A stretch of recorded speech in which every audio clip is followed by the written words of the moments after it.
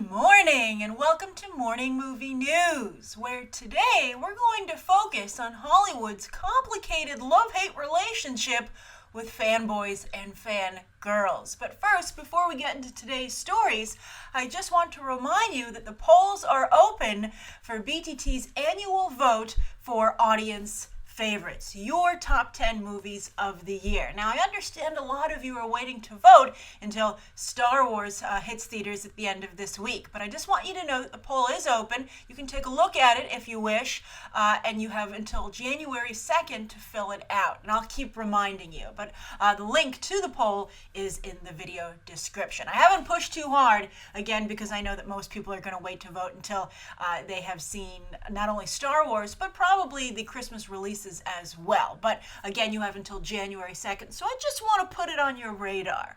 All right, so today's top 3 stories, as I said again, they focus with the love-hate relationship that Hollywood is developing with fanboys and fangirls. And I think we're seeing that nowhere more potently than with Star Wars.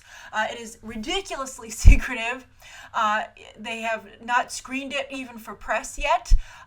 And you have a situation where, for instance, they had the Star Wars press junket, including a press conference and interviews, where no one had even seen the movie. So the situation intensified a bit yesterday with the sketch on Saturday Night Live, which I found very interesting. It was picked up by a number of websites online, and it had to do with Star Wars merchandising. And it talked about, it was a fake commercial making fun of the fact that, mostly the people who really enjoy Star Wars merchandise are adults. And it did so in a way not only pointing that out, who really buy Star Wars merchandise, but in kind of a negative fashion, and they don't really appreciate the toys or understand how to really use them. I think that there are some moments, and if you haven't seen this sketch, and most people didn't, Chris Hemsworth not only made In the Heart of the Sea bomb at the box office, but he made SNL bomb in the ratings on Saturday night. Poor Chris Hemsworth. Audiences seem to have spoken about him. But anyway, I put a link in the video description to the sketch so that you can see it. But so a lot of websites picked it up, and I think I was surprised. This is also a little bit like what happened with Jimmy Kimmel recently, and he was talking about PewDiePie, the fact that PewDiePie makes, I think, like $4 million annually from, largely playing video games and uploading that footage to YouTube. And Jimmy Kimmel was very dismissive of that and really angered a lot of fans for that as well. And so it seems to me like you have a situation here where, mainstream media, old school, Hollywood, doesn't understand the way not only entertainment is evolving, but also the fan base. So I thought, the Jimmy Kimmel thing I felt was really, inappropriate in the way that he made fun of that very large fandom. You're seeing a similar thing also develop even in the movie space with trailer reactions. A lot of people love them. I've even started doing them, as I'm sure you've noticed. But I've also seen a lot of people say, the scourge of the internet. But people, I think that you should always respect what's doing well. I mean, it's like, obviously with some recent political exceptions. But anyway, I just feel that there should, I would never ever look down on something that a lot of people really enjoy. I just think it's rude. I think that you're closing yourself off. I mean, look, I didn't even like this. I've gone off on a weird tangent, but I didn't like Frozen. I didn't like Guardians of the Galaxy. But I've never, made fun of those that have, or said that, and I appreciate the fandoms for both those movies and what they do for the movie industry. I mean, they were both huge for the movie industry, and that's people. I think bottom line, people enjoying movies and going to the movies is what ideally we all want to see. So I wouldn't make fun of anyone for enjoying anything and paying money for it and having a good time and wanting to be part of that experience in as many ways as they can.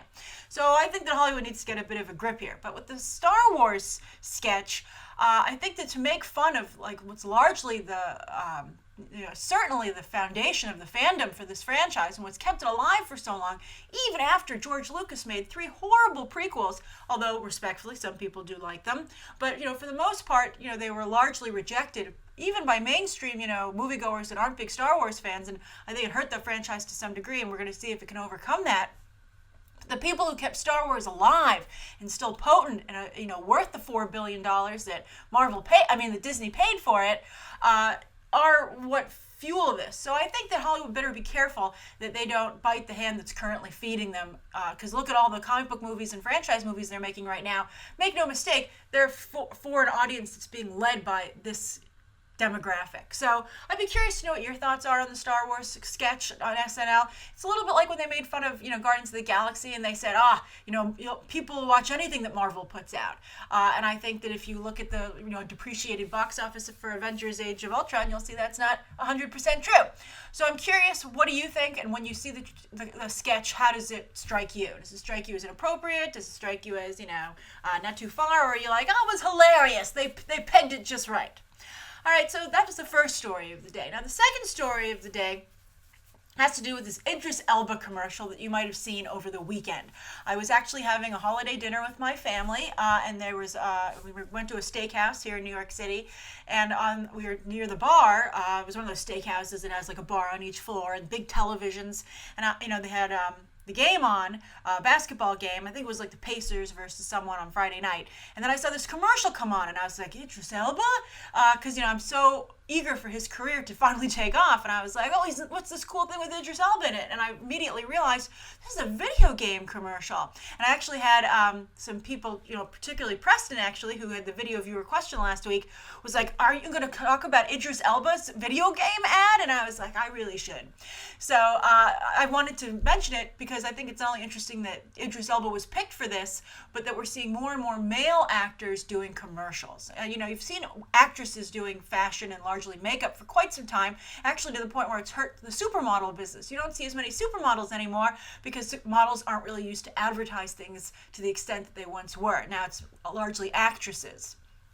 And I think that male actors have always done commercials overseas where you can make a lot of money, but they've always been reluctant to do it stateside because they felt that it would hurt their brand. It wouldn't be taken as seriously as an actor. And I think that's starting to go away because of the female actresses doing so many, brand endorsements, but also there's so much money there. And once a couple of guys decide to do it, everybody else follows suit. Barriers are being brought down. Of course, George Clooney does the Nespresso commercials. He's done those overseas for years, and now he's starting to do them here in the United States. And so now you have Idris Elba, and we'll get to someone else who's doing, as you can see from the pictures, who's doing, although you might not guess who that is. But anyway, Idris Elba now is doing a video game ad. And Ubisoft seems to really have a finger on the pulse of the fanboy community and who they want to see. They, of course, put out Assassin's Creed, and they're the ones who went into business big time with Michael Fassbender to produce and star in, hopefully, those movies, plural. So to get Idris Elba on board here to advertise Tom Clancy's Rainbow Six, I thought was wonderful. And I'll be curious to see how the game does and if that ad helps at all. But I think that's just a good sign that Idris Elba's star is continuing to rise and he's getting more recognition for the audience that he can bring to the table. So, and I thought it was a good ad. I actually wished it was kind of like a movie. I was like, oh, that looks like so much fun, and I thought Idris Elba did a great job. And I think that video games, I'm not a big gamer, admittedly. I think that they're a little bit too much for me. As I've said before, when I have to sit there with the guide, with it used to be me and my sister sitting next to each other, and one of us will be like, okay, go left, then you have to do this. I mean, if I can't figure it out just playing it myself, it loses a lot of the fun for me. Also, there's only so many hours in the day, and I've already got movies, TV, comic books, and the news. So it's like, there's just a lot to do. But I am curious to see video game movies start to take off. I'd like to see them do well. And they are working on some Tom Clancy-style video game movies as well. Splinter Cell, Tom Hardy is supposed to be moving forward, although we haven't heard too much about that lately. But I'm curious to what you think of Idris Elba being used to advertise a video game. Do you think it's a good idea? Or do you think Idris Elba shouldn't have taken the easy paycheck? And do you think it still brings people's brands down? Now, at least that, I think, is a very fan-friendly ad. Now, for the third story of the day, I was on the weekend, I was trolling for stories, and as you can see, it was a light weekend for movie news, which is why I've put together this episode. But on one of the fan sites, fan movie news sites, I saw ads come up for Gucci's Guilty, I believe, a fragrance from them, and Chris Evans does the ads for. And I noticed it because I was like, that guy's eyelashes are longer than the woman in the ad with him. And I believe that's Evan Rachel Wood, by the way. And I was looking it up, and I think this ad campaign was actually filmed about a year or so ago, but they're still using the ads because obviously they're like, maybe some fans want to smell like Captain America. Well, he wears Gucci. But I just thought that, it's one thing to do the ad, and I don't know, also, by the way, if you've seen Johnny Depp doing the Sauvage ads for Dior, it looks like a sketch. It looks like a comedy sketch when he does those. I'm like, who approved this? And where's Johnny Depp's team to veto it? But anyway, with Chris Evans, I saw it so ran against his Captain America image that I'm sure that when he agreed to do the ad, he did not imagine that the ads would be playing in the space where Captain America stories also run. He'd be like, I never guessed that Gucci would buy advertising space on fan sites. But when you hire Chris Evans, aka Captain America, maybe you would. Why not? Maybe that occurred to Gucci. They were like, don't we have a bunch of long eyelashed Chris Evans photos? Stick them on there. So I'm curious, what do you think when you see Captain America like this? Do you even realize it's Captain America? Because he's sporting Chris Evans' obviously favorited dark brown hair. He only dyes his hair blonde when he absolutely must. Like, for instance, when he's doing mostly stunt work and he keeps the helmet on, he doesn't dye his hair, which I always thought was very interesting. It's just dyed for the length of the shoot, Chris. Why do you look good with blonde hair? Why do you not want to wear it? But anyway, I just thought it was really funny, and it really ran afoul of the image that he's trying to project as Steve Rogers. All right, Steve Rogers would be like, I think Steve Rogers would not understand it. He'd be like, what's happening? The world's changed so much. All right, so those are the three stories of the day. Now, as for the viewer question, this comes from Abdul Malad. And Abdul had an interesting question that I think a lot of people are wondering as the DC universe comes together. And so Abdul said, hi, Grace, question for BTT. Do you think that Gal Gadot can be the face of DC just like Hugh Jackman is for X-Men? Well, I think, first of all, you'll notice that most franchises have a main male character and a main female character. That's just kind of the way it's been developing, right? So I'd say that when it comes to, for instance, Marvel, I think that it's Robert Downey Jr., although I think Chris Evans is starting to sneak up on him there a little bit, thus why we must have a civil war.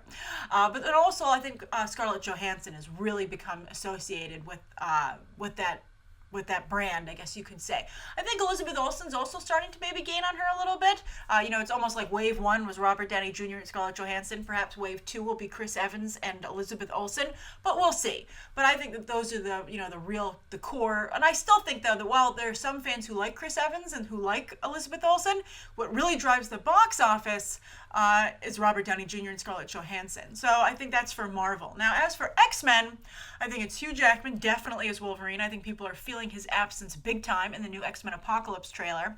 But then also Mystique, whoever's playing Mystique at the time. I think she's crucial to the X-Men movies, which is another reason that people, I think, had a problem with the X-Men Apocalypse trailer. No blue Mystique. That's one of the reasons so many different actresses can play her, because she's largely just blue. Now, we'll see. I think also on a side note, I feel that trailer didn't quite perform as other trailers have over the last couple of days. I don't know if people are already hitting trailer fatigue because there are just so many coming out and for Star Wars. But I do feel that trailer was not received as well as it could have been if it had featured Wolverine and Mystique. So anyway, as for DC that's coming together, well, I believe that as far as the face of the DC cinematic universe, I think it's without a doubt going to be Ben Affleck's Batman. I think that's going to be really, really important, and I think you're going to see Warner Brothers reflect that and have their own opinion in how they put him in all their movies, basically.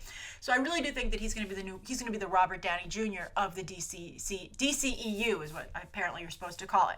I don't like that term. I think it sounds horrible.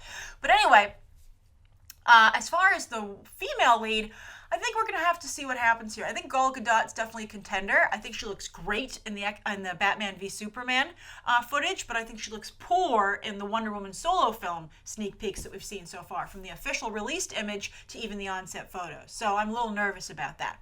But I think don't count out Suicide Squad. I think that Jared Leto's Joker, if it's well received, will also be a really important face of the DCEU. And also Margot Robbie's Harley Quinn. She could be really huge, just like she is in the comic book space right now. For instance, Wonder Woman, I think, has been eclipsed by Harley Quinn in the comic book and animation space. Basically, if they want to sell anything in the comic verse, they stick Harley Quinn on it. She has now 2 titles, although a lot of us female readers, I've been talking to a couple other female readers on Twitter, were a little disappointed with a little bit of the way Harley and the other female characters have been depicted in Harley's little black book. Some sexualization is perfectly fine and expected, but it's just perhaps too cheesecake. It's like the Cheesecake Factory on steroids, that title. But I like what I'm seeing of Margot Robbie's Harley Quinn so far. The character's growing on me quite a bit. She sells the video games, not Wonder Woman, but of course they don't make a Justice League video game right now.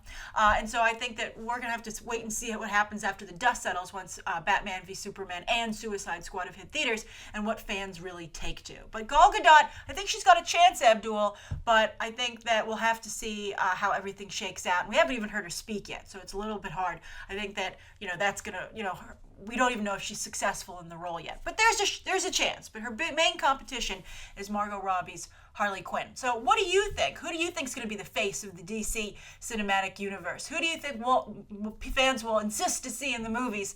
And if they don't, they won't be as interested.